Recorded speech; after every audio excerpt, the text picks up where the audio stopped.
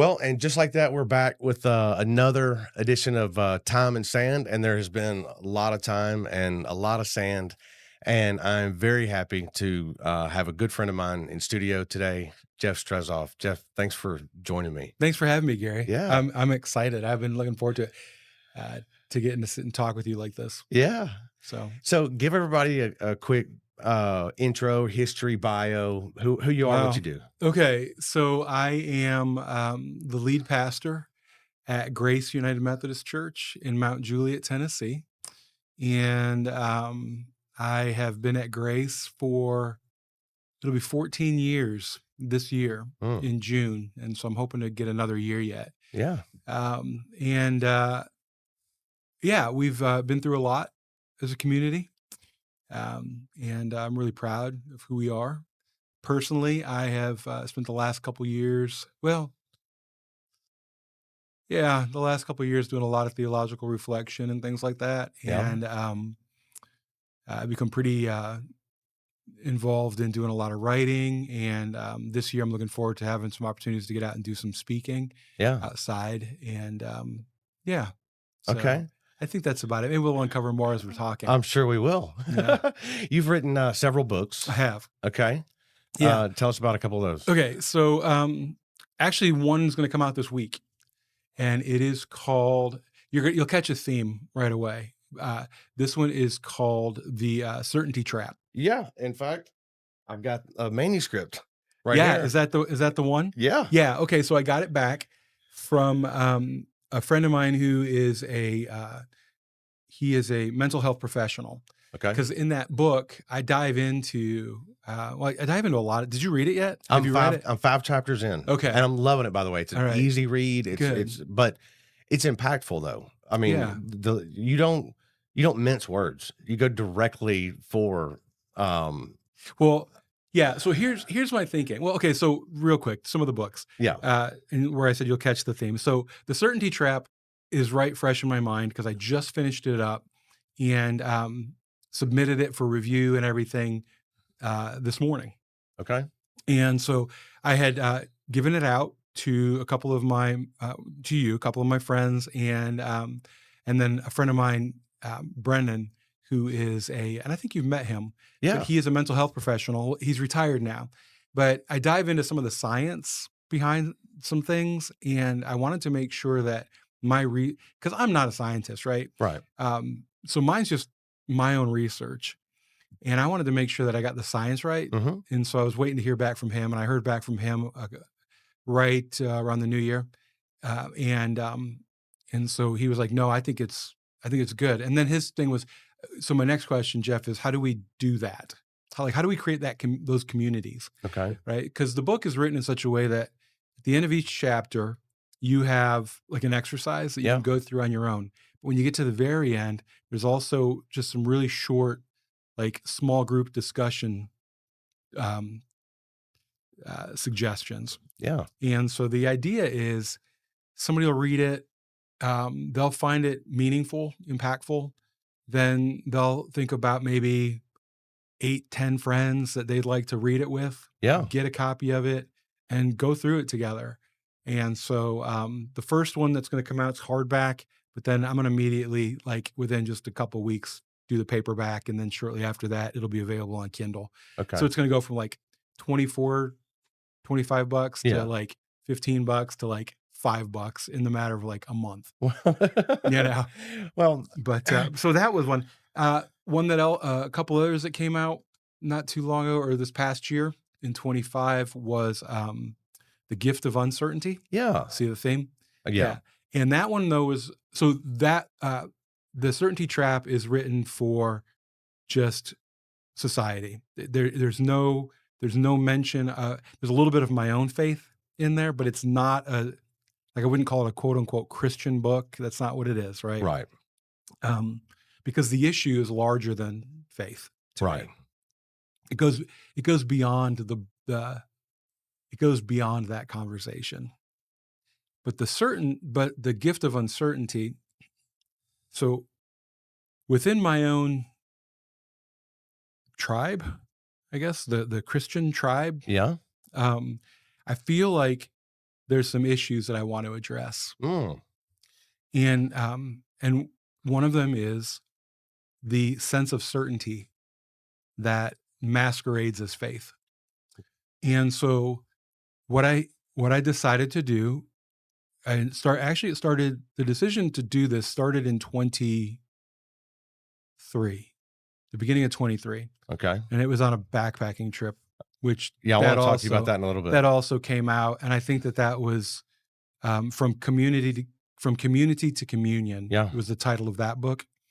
And that was just a reflection on the 100 miles I did on the Appalachian Trail Yeah. in like 10 days or whatever. Okay. So the issue that I see is that, like I said, we have certainty masquerading as faith. Well, certainty actually just leads to fundamentalism. And that's a lot of what I talk about. Yeah. And fundamentalism is not a set of beliefs, but it's how you hold your beliefs. Okay. So Okay. a lot of people would misinterpret that, or they would understand it differently. They would say people are fundamentalists. They almost take it as back to basics, or the core values, or Right. something. Yeah. Something like Well, that. and within the Christian community, right, a fundamental, like when we say a fundamentalist, what we often mean is someone who holds a more, I even hesitate using the word traditional, because it's traditional only like within the last 150 years.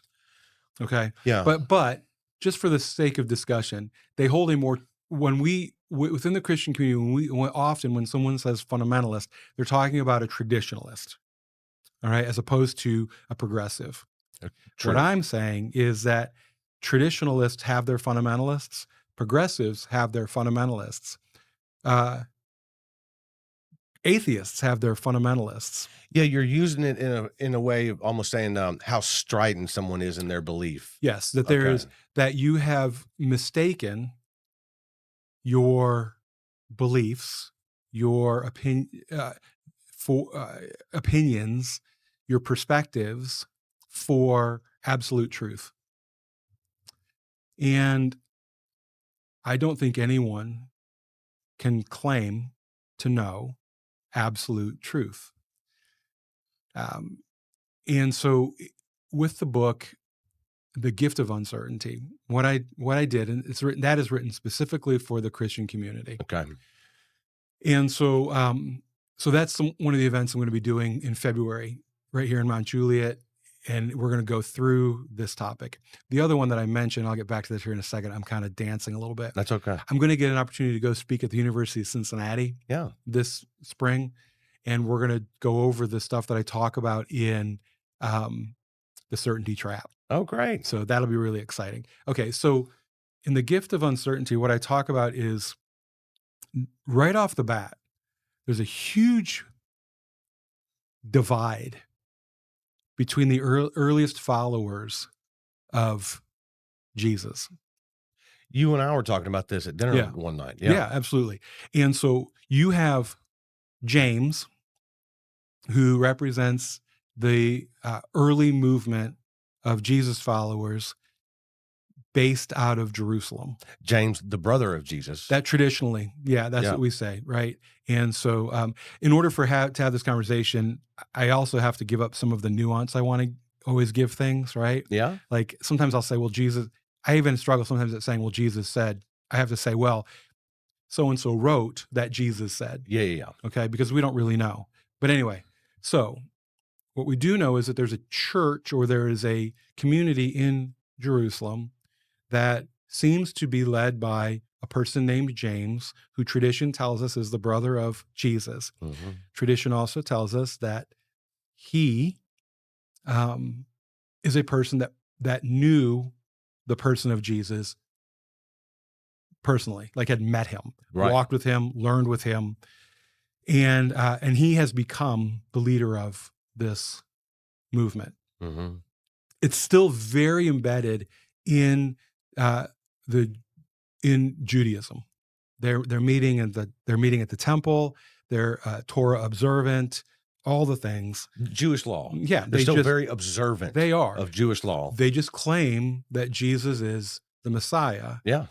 And they're trying to figure out what that means. That's really a lot of the New Testament is they're all just trying to figure out what that means. Who is this guy? Okay, so you've got him. Then you have this other character named Paul, who at the time of Jesus is participating in the early movement is participating in the persecution of James and that crew. Right. All right. But then he has some sort of significant emotional event, which in the book of Acts tells us it's on this road to Damascus, right? Mm-hmm. And then Paul references it in some of his own letters. So we don't. I mean, if you read the Bible literally, he goes blind. There's this miracle. He hears Jesus. He speaks to Jesus, and all this kind of stuff. If you don't want to read it literally, that's fine. But there's at least some sort of a significant emotional event that changes his opinion about Jesus. I think that's fair to say. Then he disappears for 3 years. I thought this is the one you were telling me about that went away for 3 years to contemplate this experience. Well, because he tries to start preaching right off the bat. Okay. He's a fundamentalist. Boom. Right? Because that's what happens. Whenever you convert, you immediately become a fundamentalist to whatever it is you've converted to. I kind of identify with that. Absolutely. Right. Right? We all do it. I did it when I became a Christian. Yeah. And so he started, and it wasn't working so well. And so actually the early church leaders in the area around Damascus, and so they were like, and they're like, you gotta get out of here. Right? Like they're going to kill you. And so they help him escape. And it says that he disappears into, basically he heads east. He's out in the desert. It says that he's in Damascus. He shares some time, but for 3 years, from his conversion to the time he actually goes and talks to Peter, it's 3 years. Wow. And he's processing all this, right? And in the book, I talk about how he's a Pharisee. And so he's looking at it. He's processing this new belief in Jesus through a Pharisaic lens, but he's also a Hellenistic Jew. And if you're not familiar with Hellenism, Hellenistic Judaism, you can read people like Philo of Alexandria and kind of see how they approach their scriptures. Very allegorical. And you go through all this in the book. Mm-hmm. Which one is this? That is the gift of uncertainty. That I go through all that. I got to get that because it's written specifically for Christian community. Well, it's still a fascinating story. I think so too. Even for somebody that's not a Christian. I'm not a Christian. Yeah. And honestly, I had not. When you and I sat and you started telling me all these things, I was just engrossed by all these details that you were giving me. Well, it's fascinating. See, and that's one of the things that I think that we have reduced Christianity to this sort of formula that makes it a lot less interesting, right, and a lot less engaging. So Paul, again, Pharisaic Jew, also Hellenistic Jew, which means that he doesn't read the Bible literally. He does not read his scriptures literally. Okay, and which is why he writes things like Jesus was the rock that the Jews were getting water from during the Exodus. Like that, he doesn't mean that literally, right? They weren't out there hitting Jesus with a stick to get water out of him, right? But it has to do with what he's providing. Okay. Anyway, that's a different story. He's also, though, a Roman citizen. So there is this cosmopolitan worldview that he begins to process this new belief through. And then the final one is Stoic philosophy. Stoicism is the philosophy of the common person. And he grows up in Tarsus, we're told.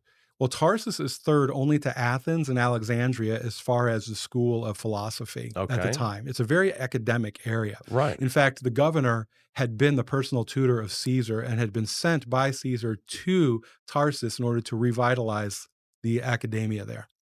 Okay, so Paul grows up in that. Wow. And now just all you got to do is think about your own personal experiences. Whenever you have new information or a belief change, one of the things that you do is you run it through all of your filters, all of the things that you have come to believe, all of the ways that you believe about the world, all of the things, and you begin to try to make sense of it. And so that's what Paul does. And so then Paul begins to go out and begins to teach. And of course, he's going to teach to a Gentile audience primarily because he has combined so much of these things together. He's a bridge. Mm. So he's bridging. Now, yes, he goes to synagogues first, but his primary audience becomes Gentiles. And so he also has to process that. But again, that's the cosmopolitan worldview. And so James gets mad about this when he catches wind of what Paul is saying. And so he starts sending people behind Paul to correct Paul's theology to the new converts in these communities that Paul's creating. And it pisses Paul off, right? And Paul gets so angry at one point, he says, if they're so worried about circumcision, why don't they just castrate themselves? Yeah, because Right? because James and his ilk were so concerned about maintaining Yes. Jewish law and Yeah. continuing to do the things that they had been Right. doing. Yeah. Okay. So you've got, and which is very funny because then Paul calls them false prophets. And so the interesting thing to me is at the time, the uber conservative within that movement are the ones that are being accused of being false prophets, not the other way around. Wow. So they end up having this confrontation in Antioch because Peter is hearing things that he believes from Paul, but he's deeply rooted in the same way that James is. He has the same experiences as James and everything, right? I mean, they're both, as far as we can tell, like even from the same region, and they're both fishermen, and they're both like, but he started to eat with Gentiles and associate with Gentiles because he believes what Paul's teaching. And then James sends people, they confront him, and then he withdraws. And then Paul confronts him and says, you're being a hypocrite. Like, what are you doing? And so they all get together and they try to figure this out. Okay. So the premise of the book is that built within the Christian tradition is this idea that you really can't hold on to your certainty. You have to be willing to have dialogue with each other in order to try to figure these things out. And then when we acknowledge that uncertainty is actually a greater expression of faith than certainty, it opens up a whole world of possibilities to us with how we relate to all kinds of people. When you say each other, you have to have conversations with each other. All of the people that you just mentioned, James, Peter, Paul, were all Christian. They were all different types, but yeah, they all had a similar belief in who Jesus was. Yeah. Okay. Similar. So when you say each other, are you meaning conversations among Christians, among everyone? Right. Were the Gentiles invited into these obviously conversations? Because that's who Paul's talking to. And like, think about how Paul goes when he goes to the Mars Hill, right? They call it Mars Hill. They call it when he's in Athens, right? The Areopagus. Okay. And he goes in and he says, look, I've been around your city. He's meeting with the philosophers, right? It tells us he's meeting with the Stoics and the Epicureans. Of course he's meeting with the Stoics. Of course he is, because he's a freaking Stoic. So anyway, he meets with them and he says, look, I can see that you're very religious. Like, I see all the statues you have to all these gods. And I even notice that you have a statue to the unknown God. Okay. Let me tell you who that one is. So he's engaging in common ground that he's found with them and just sharing what he thinks and what he believes. Right. And so once we realize, but yes, the gift of uncertainty is you have to start, if Christians have to start first talking to each other in a better way than they do. Okay. Right. And I mean all of them. Sure. Right. I'm not pointing fingers at the conservatives and the traditionalists and saying, you've got to be more open to the progressives, because the progressives are doing the exact same things to the conservatives, right? They're screaming at each other and they're calling each other false prophets, and they're saying, well, you're not a true Christian and you're not a true Christian and blah, blah, blah, blah, blah, blah. And so I even wrote, like, at one point I was like, well, what does it even mean to be a Christian? That's, so anyway. Yeah, so in 2023, I started down this road. And then the last book was about leadership, because one of the things that we've been able to do here at Grace is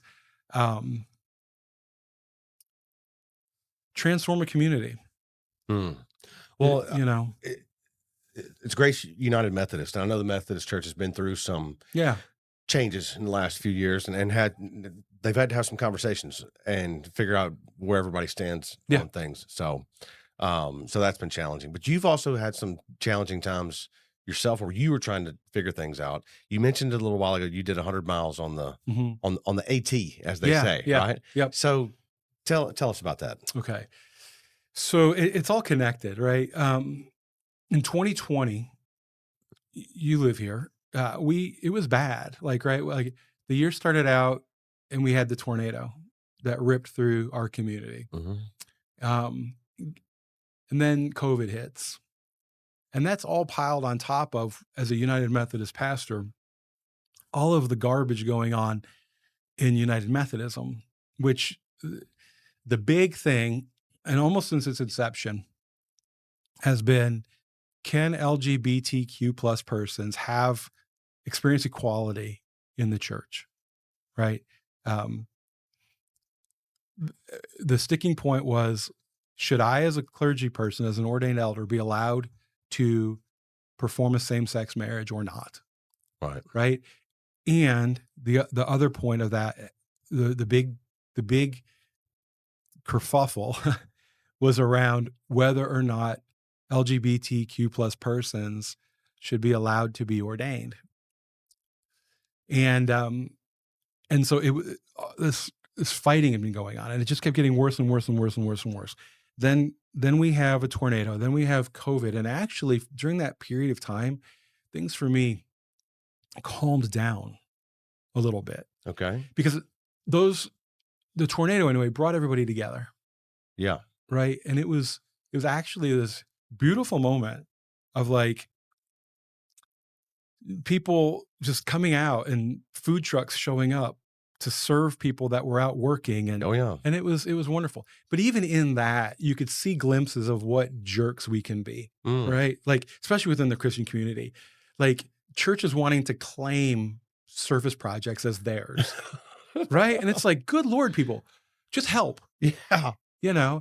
Like a friend of mine, his house, he was right in the path, and so we knew about it. We sent some people out, and we kind of helped them uncover, and like a few days later, like by the end of that was like right at the beginning, and then like a week within 5 to 6 days, a group of people show up, and they've all got their matching T-shirts on, right? Yeah. And they go and they tell my friend, the church is here to help. And my friend was like, yeah, the church has been here. Yeah. Right. But it's like we have to take time to get our matching T-shirts in order to then go out and help so we can promote our churches. Right. And I'm like, oh wow. and so that was kind of troublesome to Yeah. me. And then COVID, and then I was like, okay, this could be a pause for a moment. But then of course we immediately turn an issue into a weapon, Mm. right? Because Yeah. that's what we do. Nobody's actually trying to solve problems anymore. Yeah. We're trying to take problems and use them as weapons against each other, Sure. which is what I just wrote about also in The Certainty Trap. Shameless plug. Yeah. Available on Amazon. Just search Jeffrey Stressoff. Fine bookstores everywhere. Yeah, right. But so COVID hits, but what happened was all of the fighting in the church stopped because nobody was here Oh. Well, and then I feel like they also had a common enemy because for a moment. they were being told to not gather. Yeah. So now we must circle the wagon, so to speak. How are we going to do this? What are we going to do? And Yeah. so one of the things I did at the time is I brought together a group of people that I knew disagreed, and I Mm. formed a team. And my theory was, because again, this is like how I've been thinking for years already, but it hasn't all sort of come together in that perfect storm yet. But I brought together people that I knew strongly disagreed about like the use of masks, or whether or not we should even be gathering, or whether or not, like I had people there were like, COVID's not even a real thing. Yeah. And I had people who were like, I'm never going to leave my house again. Right. Okay. And I brought them all together on Zoom. Right. That was going to be my next Right. How did you manage that? And I said, I began each meeting with, our goal today is to just come up with something that we can all live with. Yeah. If you leave this meeting thinking you got everything you wanted, we have failed. Mm. Okay, right? that's a good starting point. And that was the way we approached it. Okay. But the LGBTQ plus debates stopped. Well, then eventually we began to reconvene and all of that stuff began to ramp back up. Mm.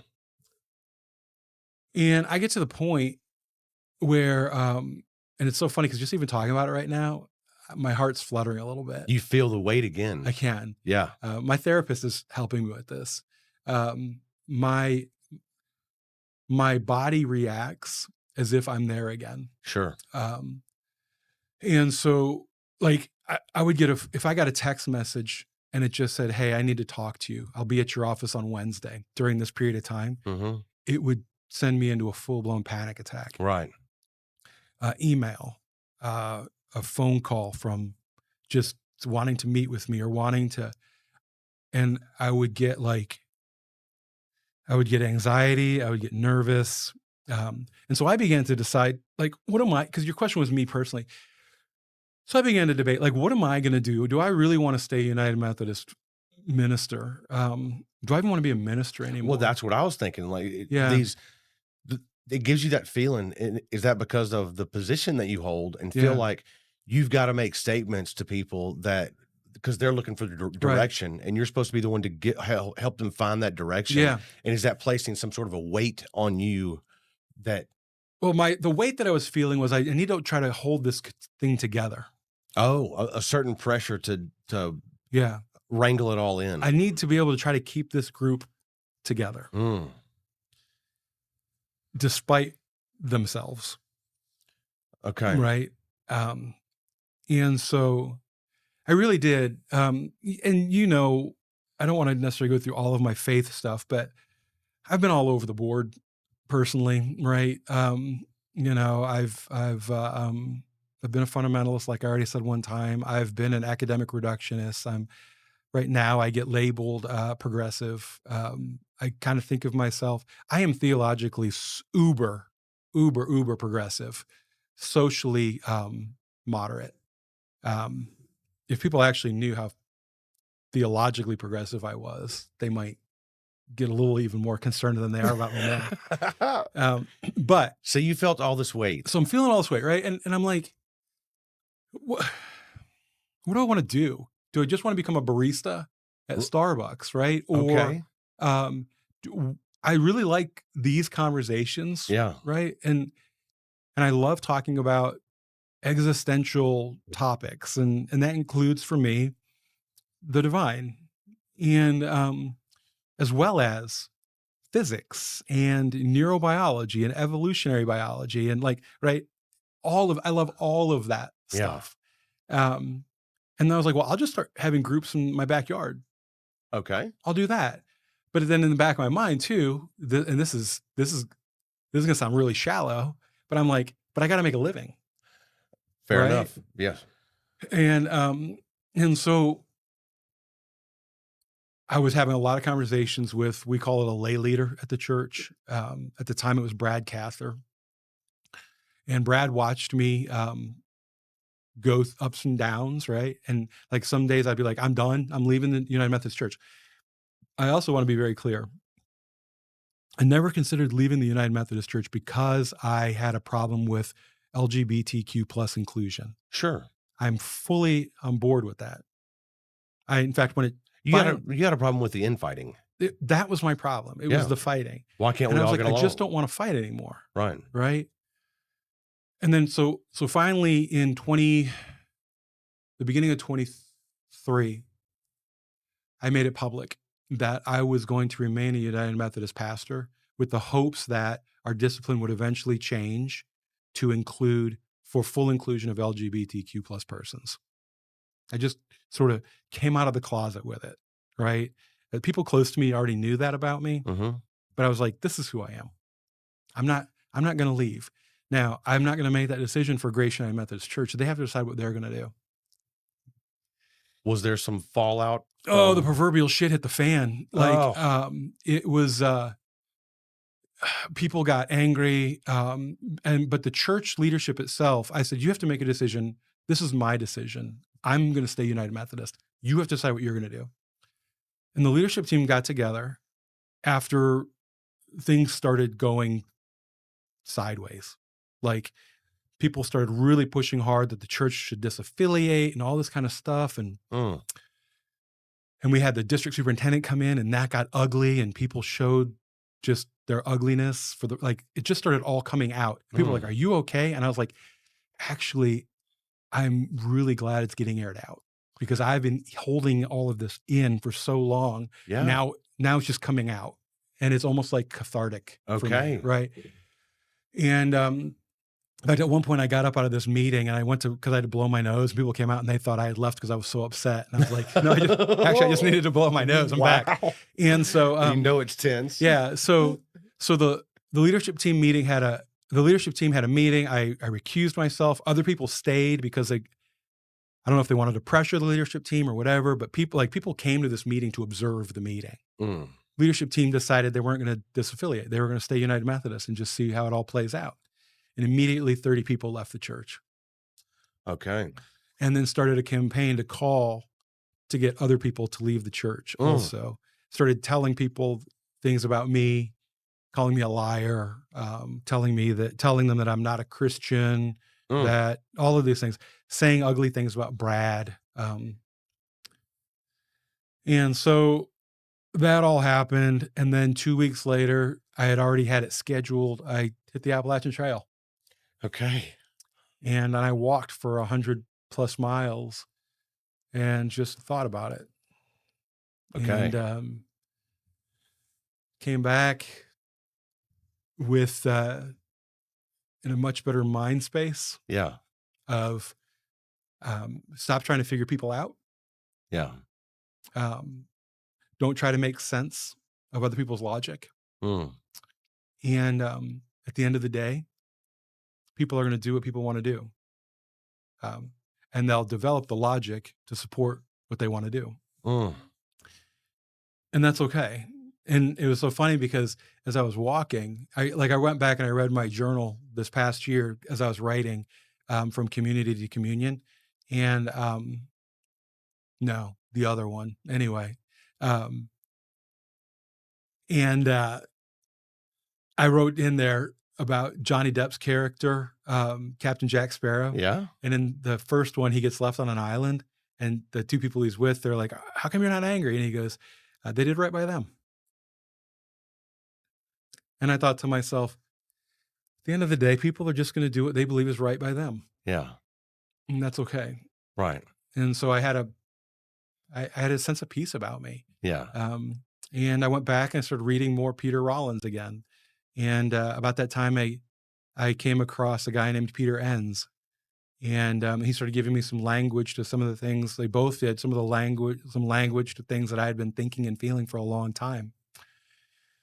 And then for 2 years, 23 and 24 were really rough. Financially, the church took a beating. Socially, we took a beating. I had to fight back against the vacuum swing. Do you know what I mean by that? No. So when all of a sudden you lose all of your conservatives in any sort of organization, all of the progressives feel like now they are in control. Sure. Well, it's just like when a country loses, somebody important. There's a power vacuum. Yep. Yeah, and it always happens, right? You have this pendulum swing, and it's like a reaction to. Sure. And so Grace is a place where everyone belongs. Everyone. We'll talk in a minute how you don't take that lightly, but yeah. And so I had to explain, even though I am progressive, to my progressive friends that we are not a progressive church. We're a church that welcomes and openly accepts all people. Mm. And that means progressives have to accept conservatives and traditionalists. Not just, we can't just be forcing traditionalists to accept us. Sure. We have to be willing to accept them. Wow. The person who wanted to vote for Kamala and voted for Kamala at Grace has to be willing to sit next to a person who is going to wear a MAGA hat during the week. because that's what I think we're actually called to create. Mm. That's a challenge. It is. And a good friend of mine, Lucas, Yeah. um, always points out to me that the model that I'm trying to follow always leads to crucifixion. Say that again. The The- model that I am trying to follow Yeah. always leads to crucifixion. Because no one is going to be happy with you. Because at the end of the day, fundamentalists, and remember, there's fundamentalists on both sides, Sure. will figure out ways to kill you. Right. Okay. Wow. And that's the story of the cross. That's Okay. really the story of the cross, right? Not the story of universal salvation. It's a story of when you live within the pattern, So it ends up being self-sacrifice becomes the ultimate goal. can be a lonely place also. Yeah, which is why I want to create a community Exactly. so we can all get our asses kicked together. Well, I think what you're trying to do is trying to show people how to love people Yeah. and create community with people that aren't necessarily exactly like you, but that's okay. Oh, it's better. Yeah, yeah. Yeah, not even okay. It's better. It adds to the richness and the diversity. Yeah. And if everybody's stories were just like yours or just like mine, Yeah. there would be a lot lacking. Where's the growth in that? Right. Yeah. So you're dealing with all this, Yep. and you say, you know what, I've got to get away. So you take some time, Mhm. do 100 miles Yep. on the Yeah, which by the Appalachian way, I'm Trail. doing it again this year. Are you? Yep. Okay. Yeah. The next leg. I'm trying to figure it out. I may start where I started last time and head south instead of north. Yeah. I don't know. You told me a story one time about you got done with all that and you realized at some point and that it wasn't Jeff, the United Methodist pastor, Jeff, it was Just Jeff. just Jeff. That's my trail name. right. Yeah, It is. Yeah, that's my trail name, Just Jeff. And it's funny because when I for years, I don't like being called Brother Jeff. I don't like being referred to as my pastor Jeff. hmm I don't like any of that. And so when people would be like, "This is my pastor Jeff," or somebody come, they'd say Brother Jeff or Pastor. And some people even call me Reverend. And I just looked at them. I'm like, it's just Jeff. Yeah. And so I've said that for over 20 years. And so it was just something I would say. I'm just Jeff. Yeah. And so when I was on the trail, someone asked me what my name was, and I said it's Jeff. He's like, Jeff? And I was like, yeah, just Jeff. I'm just Jeff. Yeah. And then the next time I ran into the guy, he was like, hey, it's just Jeff. And it stuck. Yeah. And that became my trail name. But I think that's really like my ultimate goal Yeah. in life is to just be me. Yeah. And be the best version of me I can possibly be. That's awesome. So, yeah. So we should tell everybody probably where we're at and the kind of irony and how our location fits with what you've just been describing. Absolutely. So I tell you, why don't you tell a story? I've talked a lot. Okay, I'll do it. Okay. Yeah, you tell it and I'll correct you.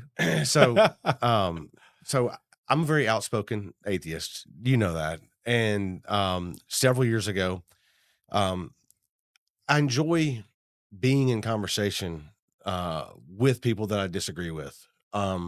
If I'm in a room and everybody in there is in agreement, I get kind of bored. Mhm. Because I want to find something that we have different opinions about. And then by all means challenge me. I want to challenge you. I want to find out why you think my thinking may be flawed about something, Yeah. or if I think your thinking is flawed about something, then I want to explore that, but I like that back and forth and that, let's figure something out together. Yeah. And so I got involved with a lot of local conversations with believers. Sometimes I would just put it out there on Facebook that, hey, I'm a local. I live in this community, and it's a very religious community. I'm an atheist. if anybody would be interested in discussing that, I'll be down at Panera at 6 o'clock. I'll be wearing the bright green polo. Come find me, whatever. Yeah. And so, started having a lot of these discussions, and was part of a group that did a lot of these regularly. And we had done it in breweries, in churches, in restaurants, in different locations. Mhm. And we were looking for a new venue, and so I put out there on Facebook that we were looking for a new another venue. Yeah.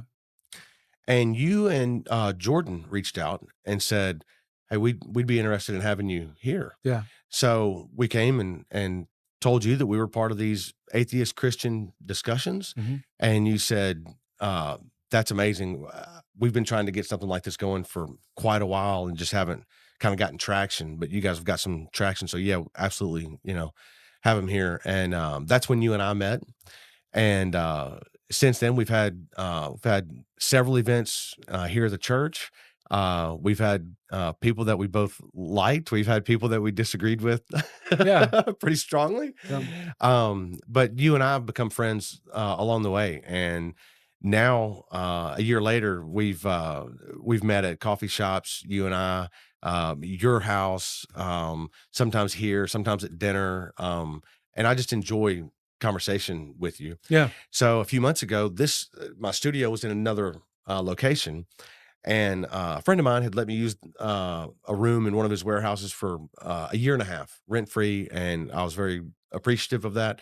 But at some point, his business was growing, and he had plans for that room, and he said, "Hey, I've got some plans for that room coming up." And of course, I said, "Yeah, no problem. Thank you very much." So I put out there again on Facebook, like, "Hey, I've got all this equipment and cameras and mics, but I need a room."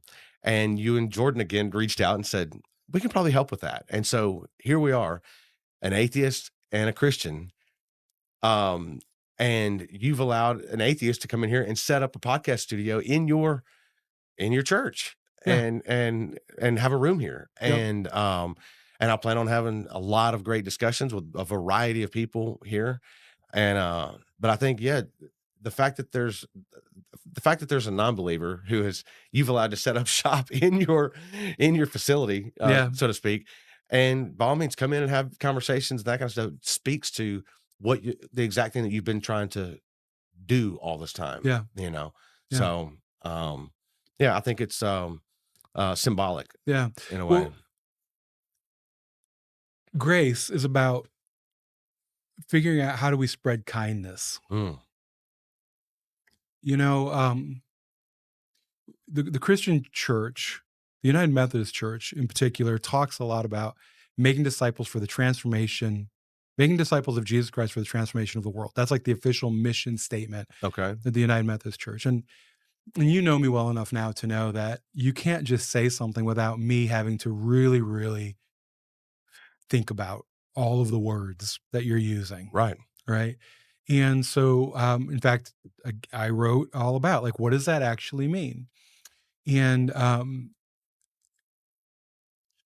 I I won't get into all of it, but to me, the transformation of the world means spreading the kingdom of God.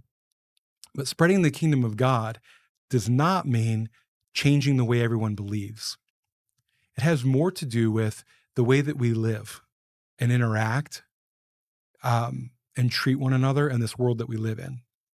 Um, and it has a lot more to do with living in rhythm with the divine that runs through all of creation. Mm, Okay, uh, how do you get into that rhythm? And the easiest way to try to explain what I think this looks like is living kindly, mm, gracefully, showing love, whatever. But so what we talk about is spreading kindness. That's our entire goal. That's it. I'm not worried about trying to make people believe what I believe, because that would mean that I believe what I believe right now is what I will believe forever. sure. And now you've boxed yourself in. Right. And that's not fair to somebody else to expect them to believe just like me. In fact, going back to what we were talking about earlier, um, Paul writes, uh, no, it wasn't Paul. It was one of the gospel writers. Jesus says, you go to the ends of the earth to make one convert, and you turn them into twice the child of hell as you are. He's talking to the Pharisees. Mm. I think that often when we think about like making disciples, is all we're actually doing is throwing a form of slavery onto them Mm. and binding them rather than loosing them. Which is why our community can have a room dedicated to an atheist podcast. Mm. Which is why if you ever decide to join us on a Sunday morning for the discussion that we have in what we call real life, Yeah. you will find that you're not the only atheist in the room. Well, I met Brendan. Mhm. Is this the group? Is that the Yeah, group Brenda's he's in that group. Yeah. Okay. Okay. So that's the side group. That's not the main. Okay. But if you come on a Sunday morning, you hear me preach, Sure. you're going to hear what you're going to hear me. Okay. And I don't change what I say. Sure. Sure. Like this Yeah. past Sunday, I pointed out real heavily that the Gospel of Mark never makes a claim that Jesus is God. Yeah. You know, my wife asked me not long ago, she goes, are you going to attend Jeff's church at some point? Because you go to these other churches. And I'm like, right. But I agree with so much of what Jeff says, and I enjoy him so much. I don't go to those other churches because I enjoy him. I go because I disagree with what they say, and that I enjoy being in places where I disagree with people. That's so funny. I could never go. Right. Like Denise and I have talked about this. I want to make sure I say what I'm trying to say. Okay. I don't mind being in places where people disagree with me. Okay. In fact, I thrive on it. Yeah. I love it. Where I can't be is where the other person's opinions are presented as the absolute truth of the universe. Mm. Because there's no place for me. Sure. So why would I want to put myself in a place where I'm not welcomed just as I am? Sure. Right? Yeah. And so if I were to go to a more fundamentalist Christian church, Yeah. they don't really want me there. Not me. Right. But they can't say that out loud. Right. And because, well, okay. Maybe they want can't, me. Maybe they can to you because you're a pastor and they can But- call you all kind of bad names. Right. And, you know. But here's the thing. They want me, but they don't want me. Oh, no. They want you as they want. They want a person that they can then convert. Yeah. Right. What I'm saying is, I just want to be wanted for me. Mm. I want to be in a place where I can be. Yeah. Period. Right. Yeah. That's what we've created. That's Yeah. what I think we've created. So agnostics, atheists, traditionalists, progressives. We have some that now that are coming out of the Orthodox Church that have started finding a place here. We have some that are coming out of Quaker churches and have found a place here. Wow. Yeah. And it's okay. In fact, it is beautiful. So we had this in Sundays, we call it Sunday school, right? But the real life group, we had a conversation this past Sunday, and I loved it. And I found out a good friend of mine was very uncomfortable. And so he and I are going to get together this week and talk about it. But somebody was like, when is the church going to stand up for, fill in the blank, right? Yeah. And someone else said, well, I think the church is actually creating a place that's harder to be. Not willing to stand against something else. Right. And so we talked about this idea that what we're trying to create is a place where we can be transformed into people that can carry kindness with us. Yeah. Right. So then a person that's relatively new to the church, she just joined not too long ago. She spoke up and she said, when I first got here, I was really angry she was coming out of a more fundamental, traditional, I use the word fundamental. See, a more traditional denomination. Okay. congregation. And she was angry at some of the experiences she had had there as Mm. a single mom. And she said that her time here has helped her not be angry Mm. and given her tools to be able to have conversations, not arguments. Look, I I can say the same thing as an atheist, right? Because when I first walked away from my faith, I was angry and had some steam to blow. Yeah, And I think mainly that was at the time I just thought it was Christians in general. sure. Then the more I engaged in conversation, and blew off some of that steam, particularly with the conservatives who were spouting back at me the opinions that I was so opposed to. Yeah. And then I began to meet some of the more progressive uh, Christians that weren't so um, they weren't so sharp around the edges. They weren't so Yeah. so hard and so dug into their positions. They could be a little bit more fluid, Mhm. and that's where I started to learn that people could be a little bit different and Mhm. not all fit in the exact same box, but they can all love Jesus. Yeah. um, I met Christians that were not young Earth, that understood and believed in evolution. Yeah. So now when I go talk to my conservative friends and they say things like, "Oh, well, evolution, that's the Achilles heel of faith." In fact, I was at one of their churches a couple of weeks ago and they said that exact thing. If evolution was proven to be true, then that would be the end of Christianity.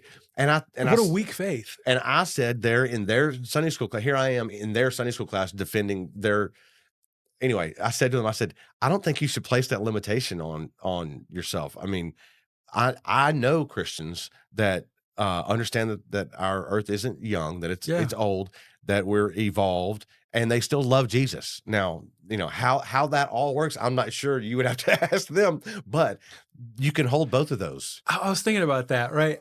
Today, what is it? People say, oh, I'm sure you've heard this. Jesus was either a liar, a lunatic, or Lord. Sure. You've heard that one, right? Yeah, yeah. So Christians seem to like to come up with these little bumper sticker sayings. Wasn't that C.S. Lewis? Or I think it was probably C.S. Lewis. It might have been in, but I also know that like what was his name? Lee Strobel? Did he write The Case for Christ? Yeah, Yeah, I'm sure he talked about it too. sure. But I do think it's C.S. Lewis probably was the first one to come up with it. We'll have to find out. Why would you make that claim as a Christian? Right. You're just setting yourself up. Christians seem to like to make these things like, if it's not this, then you can't believe. Very, Well- very binary. And once you do that, and you come to the realization that that's an asinine statement, then what are you left with? Right. You're left with, well, then I can't have faith. Mm. Then I can't believe. So Christians are their worst. Christians are themselves their worst enemies. Right. It blows my mind.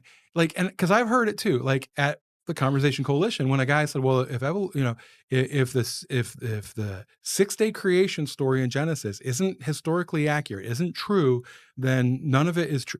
I was like, why? Right. And then the explanation I get is nonsensical. Mm. I'm like, no, you're not thinking. You're memorizing and you're Performing. You're spouting. Yeah. Yeah. And stop and just think for a moment. Like, be a thinking person. Yeah. Yeah. I was just thinking about this too, because again, my mind very rarely will shut down. Have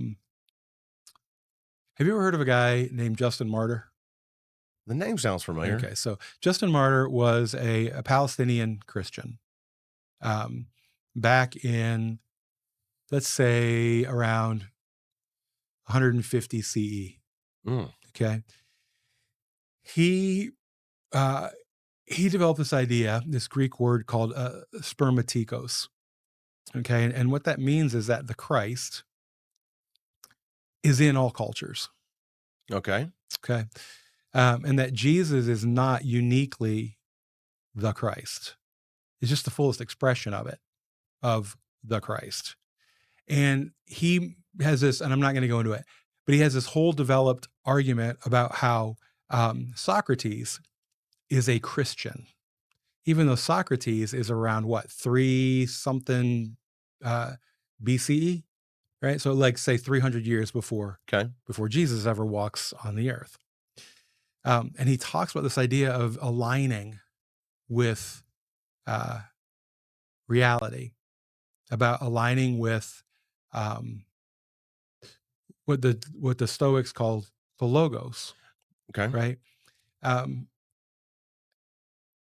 Maybe that would be a better way for people to start thinking about what it means to be a Christian Okay. than believing a bunch of statements and then having to defend the statements that we ourselves are making as if they're absolute truths. Instead of like, why waste your time trying to defend claims that you make about the Bible when the Bible itself never makes those claims, Sure. right? Like the people that wrote the Bible didn't think that they were writing scientific historical facts. So why do we feel the need to defend that? Right. What's the first one that comes to mind when you say that? Why put forth something and feel like you have to defend it with that the Bible never made that claim? What's the first one that comes to Well, mind? the one we're talking about right now is an easy one, the 6 days. Okay. It was never meant like, As a literal days. they didn't. You're talking about, especially with that story, right? What are like 600 years before Jesus is by the time that thing finally gets written down, that story. Mhm. All right. So what do we know? We know that story seems kind of, first of all, there's 2 of them, Right. and they themselves don't align. Most Christians don't know that. Yeah. There's 2 stories, and they Right. and they themselves don't align, right? Right. The second story doesn't mention anything about 6 days, and it has humans being created out of order compared to the first one. Right. And so what's the purpose of the stories? Well, let's just take the first one. And also here's another thing. How much different would Christianity look if the second creation story had become our primary instead of the first one? Okay. It makes me want to go back and review those now. Right? Yeah. But we're so busy defending the first one, it's like we almost ignore the second This one. week I'm going to do that. I'm going to Yeah. go back and read both, and then I'm going to ask Yeah. that question. What if the second one had been Yeah. the main focus instead Yeah. of the first? Instead of the first one. Okay. So, okay. Well, what any reasonable scholar will notice is that there's a lot of similarities between the Enuma Elish, which is the Babylonian creation story, as well as the Egyptian story, as well as the story in Genesis. Okay. So it's not about the similarities, though, it's about the differences. So the authors and the storytellers, especially the Babylonian, the Enuma Elish, they're writing this during the Babylonian exile. That's when they're compiling these stories. So it is going to sound different. The question is how, like, where are the differences? So the Bible is a theological book. It is not a historical book. It is not a science book, right? Because the way we understand history, the way we understand science, that's all post-Enlightenment.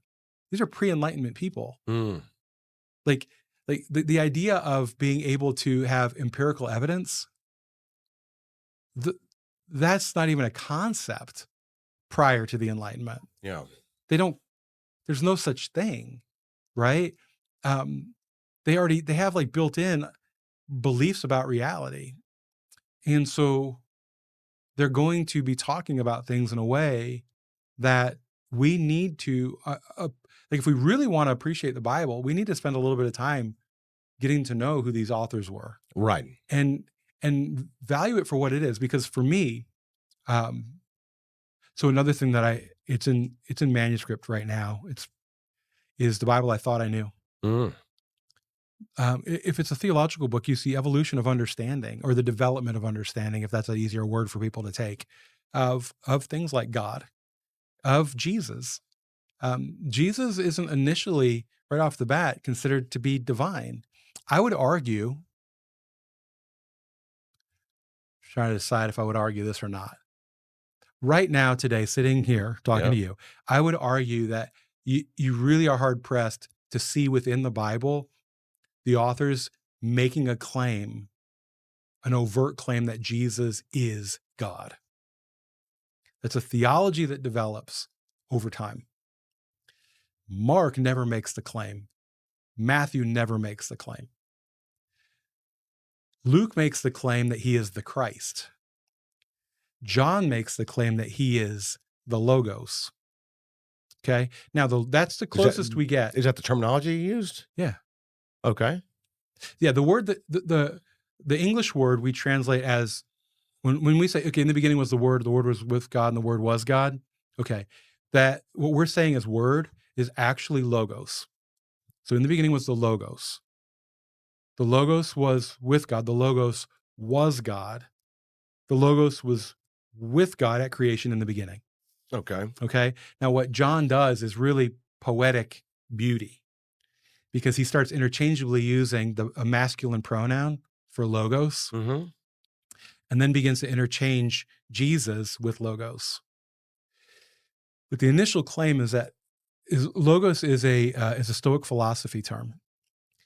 And it talks about that there is this this intelligent design principle, organizing principle to the universe. I would add the word divine. In that for a Stoic, the best thing that you can do is try to align yourself with that. Okay. Okay. So what John is the author, it's not John, what the author of the Gospel of John is saying is in Jesus, you see the fullest expression of the Logos in human form. Right. In fact, you can't even tell where Jesus is or Jesus ends and the Logos begins. They've just become so together Right. that we're just going to talk about Logos and we're just going to talk about Jesus as one. Right. That's probably the closest to a God claim that you're going to get. But that doesn't come until John. And John's written about, some scholars think as early as 90, some scholars think maybe as late as 110. So let's just say 100 CE. Yeah. That's 70 years after Jesus is dead and gone. Right. That's the first time you get someone making a divine, even a remotely divine claim about Jesus. Okay. Paul does too. John's not just riffing on his own. Paul does too, but Paul, again, remember, is a Stoic philosopher. So what he does is he takes the Christ, which is a Jewish concept of the Messiah, which means an anointed one of God. That's all that means, is that he's anointed by God for a special purpose. And he starts to use this idea of the Christ and starts the beginning of the connection of that to the Logos and the divine, the organizing principle. But it doesn't fully happen until you get to the Gospel of John. Okay. So I'm going to explore. I've jumped all over the place. That's okay. I'm going to explore Yeah. these things with you some more. Yeah. And I mean, this is kind of what we do when we get together. Yeah. And I see where you're at these days. Yeah. And I kind of tell you where I'm at with different things, and we Yeah. process it. So, yeah, I think people can see why we enjoy each other so much. And well, and at the end of the day, too, I could be wrong. Yeah, I could be completely wrong. you know, that's the thing. I have a lot of conversations with a lot of people and tell them what I think about things, but that's where I'm at today. And I wasn't in the same place. I was in nearly the polar opposite place 10 years ago. 5 years ago, I was kind of similar to where I am these days, but I had a lot of steam to blow. And thankfully I had some what now have become good friends that let me blow off some of that steam. In fact, I was texting one of them before we got started. And who knows where I'll be in 5 more years. But I love exploring the topics, Yeah. and I love seeing why we believe what we believe, how we got here, how we're coping with it right now. and then where we can go Yeah. based on those things. Yeah. So, I hope you'll come in and see me dozens more times. Yeah. Well, we're going to get you on Living on Common Ground.